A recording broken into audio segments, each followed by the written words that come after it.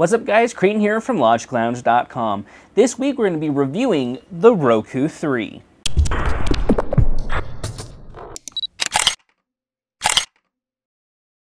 So the Roku 3 was just released only about a month ago at the time this video is coming out. So it's a fairly new device, and if it's anything like the Roku 2, it's nothing short of extraordinary. It comes with a lot of things and a couple new features.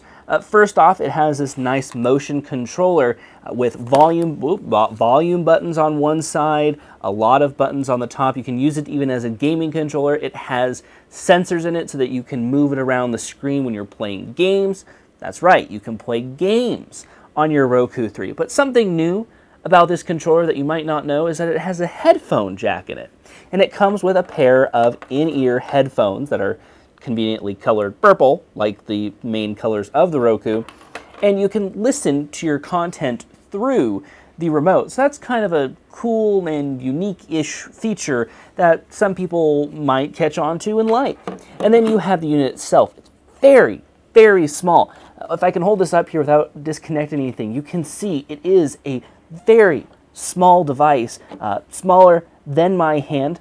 It doesn't need to be very big, really. All it has a power, Ethernet, and it has HDMI. That's full-size HDMI. It also has a USB port as well, so you can bring your media content in via USB storage device and play it directly to the Roku. And it's a small device that you can put it anywhere. You can see it's beside my TV, not taking up much room at all, and it's a very powerful device. So let's move the box out of the way, and before we get on, I'll explain a little bit of features on the box here. It has 1080p streaming. You have hundreds of channels to pick from. Ethernet, micro SD expansion slots. Yes, it does have a micro SD expansion slot. I haven't found it yet. It's so small. I believe it's on the back. They have an Android and a iOS app that you can use as remote. So you don't have to use the remote control, but you can use an iOS app, which I think is kind of unique and a very cool feature. The one thing that they're really boasting, again, is the headphones in the remote control. For some reason, they think that's the most amazing feature ever, and it's kind of cool, I'll admit, because maybe I'm late at night and I don't want my roommate to hear me watching Netflix or something. So that might be of some use or fun for people to use. And that's about it. You do have to buy a HDMI cable. It does not come with HDMI, it does not come with an Ethernet cable. It only comes with the power and the headphones and the remote, and that's about it. So this is the Roku device, and as I arm up my remote here, you can see the default view is this My Channels section, where when you add channels, it will add them to this My Channels list to be easy. You can see I have Netflix in there, Amazon, a lot of other, you even have Facebook in there, and even a full game of Angry Birds is in there. With the Roku 3 at the time of launch, it comes with a free version of Angry Birds Space, and it uses the remote control and the motion tactics to try that out. And it's very good. The remote responds very well. It's a little bit on the sensitive side, but it still works perfectly. Then you have the channel store, which has hundreds upon hundreds of channels, anything from paid to free channels that you can consume content, like Spotify, for example. Free channel, you can connect your Spotify account up to it, play music.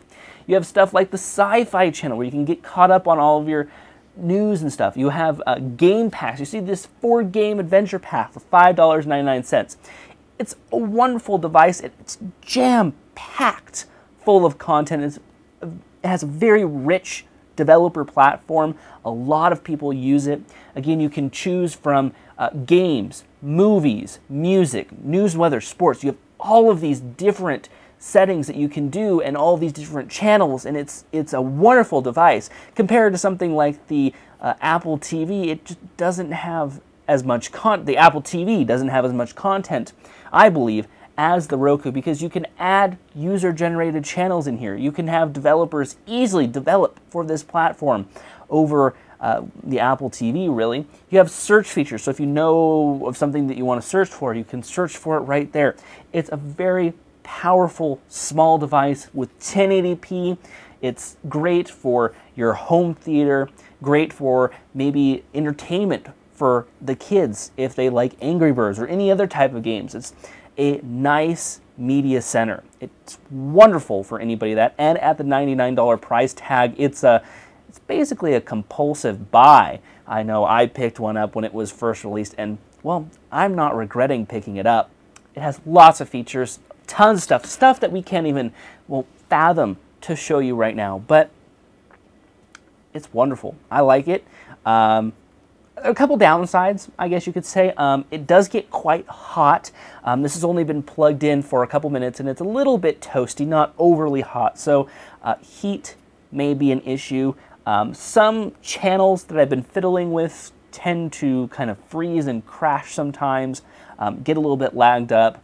And then comes your internet connection. If your ISP throttles you, you could experience a lower internet connection rate not doing 1080p streaming. So that 1080p streaming really depends upon your internet connection, but it'll do 720p just fine. Overall though, the Roku is a great buy. Anybody looking for a media center device that they can use to maybe watch Netflix, Hulu, what have you, definitely worth it. You guys can pick up the Roku from Amazon if you go to lgic.co/Roku3. That will bring you to the Amazon link to go pick one up for yourselves. Thank you so much for watching. If you have any questions for me, email me, Creighton@LogicLounge.com.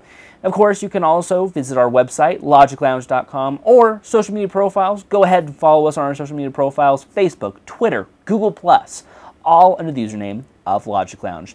Thank you so much for liking. Thank you so much for sharing. Hope you guys enjoyed this video, and hopefully we'll see you guys next time. So, until our next video, we'll see you guys later.